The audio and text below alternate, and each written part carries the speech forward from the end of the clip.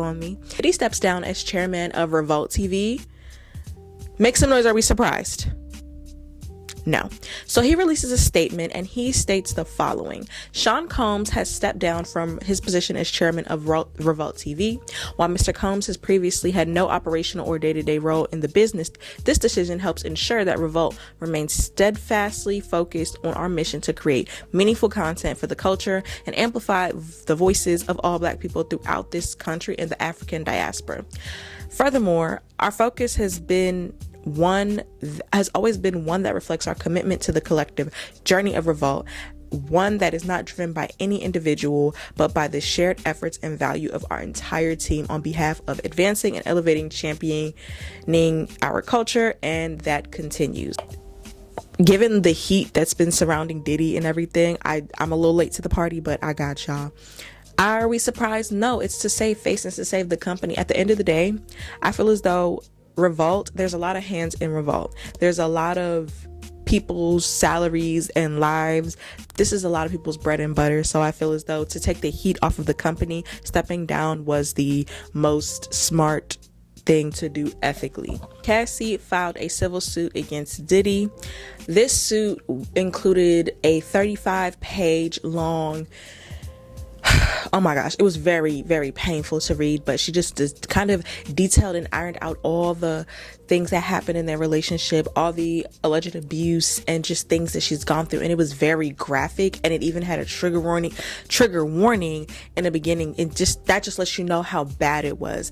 And it was a civil suit, meaning that there was no jail and compensation was the main thing that she wanted, because there's some sort of a statute of limitation. However, New York's Adult Survivors Act has actually ended. And I think the main thing that she pointed out that was so disturbing was the freak offs, and he controlled her, and she just and it really was sad because she tried getting away. And he's a powerful man. He had a lot of people on his team and kind of a lot of handlers and enablers, so she just was unable to get away. But thank God she did, and she's in a new relationship. She's in a loving marriage, from what it appears, and she has 2 beautiful children. So she got her happy ever after.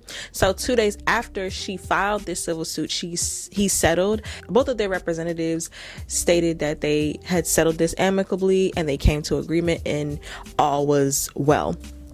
But this opened a can of worms. A lot of people have just been distancing themselves from Diddy, just trying to get away from him, the controversy, his brand and everything. And allegedly he has been banned from the Grammys. He's stepped down from Revolt. I mean, it's a lot of things going on. And it got so sad that one of the people that are on the Revolt that have a podcast, Dawn Montgomery from Monuments to Me, announces that she will no longer, she will not be doing a 3rd season due to the allegations that came out against Diddy. I feel like that's very noble and commendable, because she kind of Dawn detailed her experience with abuse and everything, and just said, hey, this don't align with my brand, I'm not going to do it. And I feel like that's a lot of integrity, and you're willing to walk away from money or just your platform, or just a platform like that says a lot about your character. That says that money isn't everything. It's your integrity, it's your self-respect, it's your self-worth. So I definitely understand where Dawn is coming from. A lot of people were speaking out, but specifically the one person that I was surprised that didn't speak out was Joe Budden. Joe Budden got on his podcast and kind of pranced around why he's not going to speak on it. It's because he used to work with and for Diddy. He used to work on Revolt, and so he doesn't want to damage that relationship, because say if this is not true and he was tried for it and it's not true, then he burned that bridge and he no longer can go back. So that's why he's trying to play it safe, and he just doesn't want to risk losing that relationship, which is honestly sad.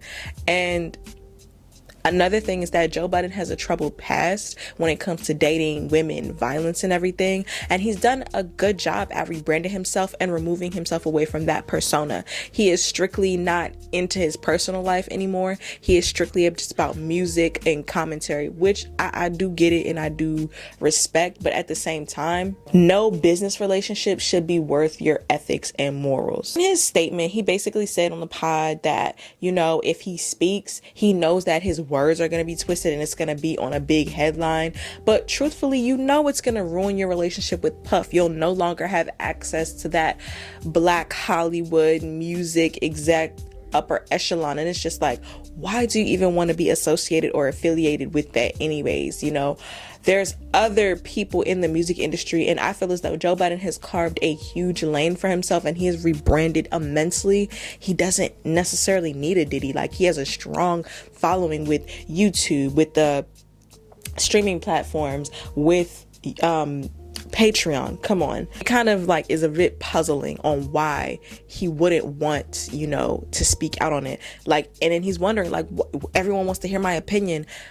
When music and things come out, who do we go to? We go to Joe Budden, not because we are pressed to hear what he has to say, but he always has good commentary. He always has insightful commentary, especially when it comes to music, hip hop, because has the experience of being an artist, and he also has been in this social media space for about 10,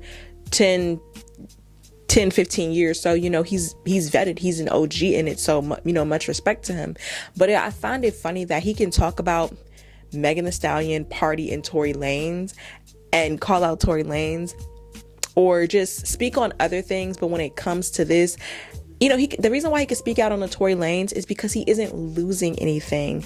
If he speaks out on Tory, he isn't losing anything by speaking out or speaking against or what have you, or commenting on Meg. It's not going to hurt his career because those people don't have necessarily the powers that be to kind of elevate his career or anything, which is telling. It's cool if you don't want to speak up, but be honest on why you're speaking up. Like, just be forthcoming about it. Like, don't insult everybody's intelligence, in my opinion. And I'm just going to play the clip on what he had to say. All right, come on, move on. Nah, I'm with you. We got it. All of this shit is fucked up with there. Yeah, it sounds like a toxic situation in general. That's the perfect word.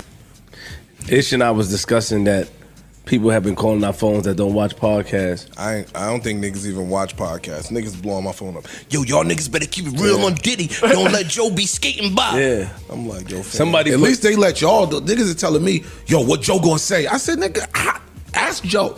Why are you asking me what Joe gonna say? Or tune in. Yeah. Fuck. Yo, are y'all stupid? Like, let's have a moment. Nah, for real. Damn. Turn up, Y'all man. gonna make me take these fucking shades off. Turn up in your Travis Scott's while dissing Travis Scott. I'm trying to respect the gospel clean version of this podcast. But I be wondering this too at home. The fans echo some of that stupid shit. Do y'all think podcasters are coming into work to say that domestic violence, rape, sex trafficking, and drugging women is right on some fronts? Like, do y'all need anybody to say that all of those things are horrifically mortifying? Y'all didn't need Joe Budden for that, right? Y'all don't even want me for a music review.